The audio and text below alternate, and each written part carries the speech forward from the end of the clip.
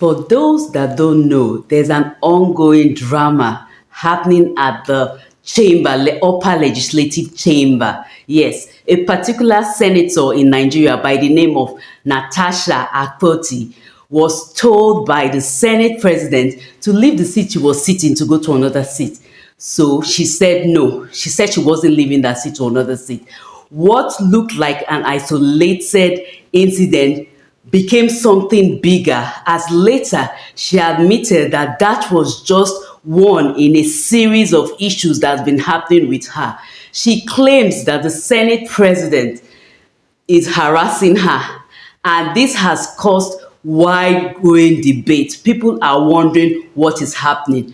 In today's video, I'm going to talk about what females go through, especially in the political space, and at the end, and I'm going to talk about why I think Natasha is insisting on the issue being resolved. We all know what it is as a woman when you aspire for a certain position. By the time you get to that position, people could say all sorts of things. They could say things like, oh, you got it because of one reason or the other. Those accusations may be true, but it's not always the case. So for Natasha, she has been going through a lot, as she said, that it's been happening since December 2024. But it came to a head just recently when she refused to leave her seat as she had been instructed and talked about a much bigger issue. Now, people are saying a lot of things. Even a fellow female who was a senator in the past said that in an interview, in a TV interview, said that in that kind of position, you cannot be harassed. That when you get to the position of being a senator, especially because of the rigors politicians go in this part of the world to get a political position, that for her to have gotten to that kind of situation, that her accusation of being harassed is not credible. But I remember not so long ago, some years ago, a particular lady was nominated to be a senator, not in this particular session, but in another government. She was nominated by male president. Of course, we've never had a female president really, to be a senator. And on the floor of the chamber, when they were asking her questions to know how eligible she is, they said that they asked her if she was married.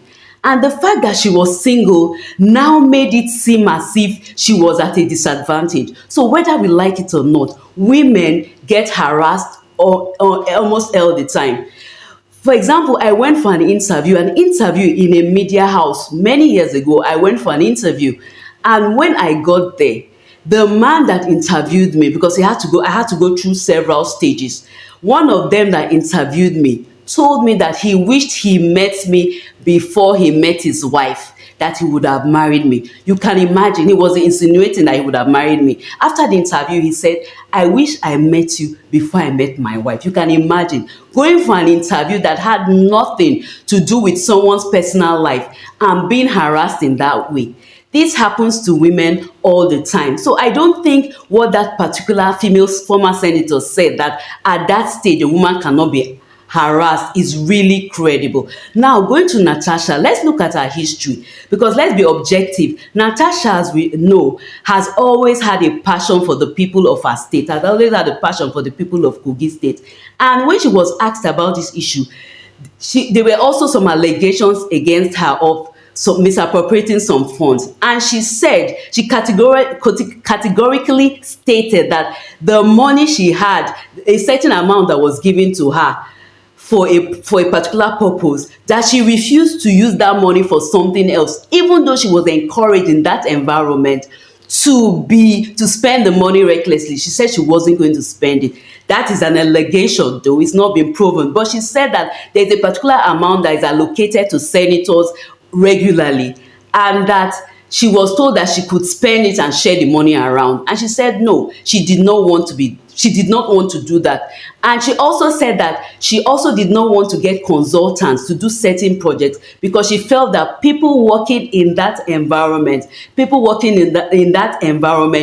could also do that job. So you can see that she's a very frugal person, and she likes to be accountable. So that is why when she says something, I think it's something we should take a closer look. I'm not saying that all females always say the right thing, or females don't wrongly accuse others. They do. But Natasha, let's look at her history. Now, when you look at Natasha, she had a friendly relationship with the person she's accusing, the Senate president. They are like family friends, so they have a long history together. But she said that things turned a bit funny in December last year. Those are her allegations. They've not been proven.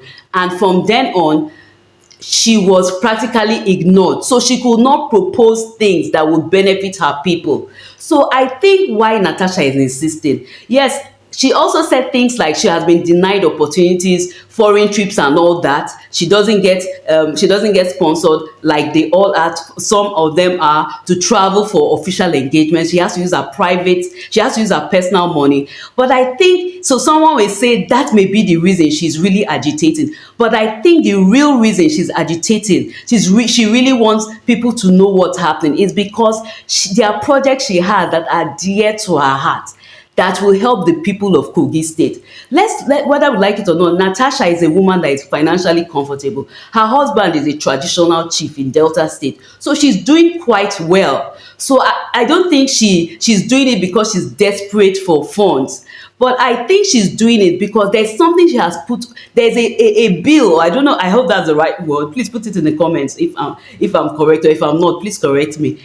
There's a bill she's proposing for an investigation to be made on the Ajaokuta Steel Complex. And as we know, the issue of the Ajaokuta Steel Complex is something that has plagued the nations for years. This is a project that has the potential to really add to the economy, to really improve the economy. Do you know what it is? Nigeria, we have huge mineral resources in different parts of the nation.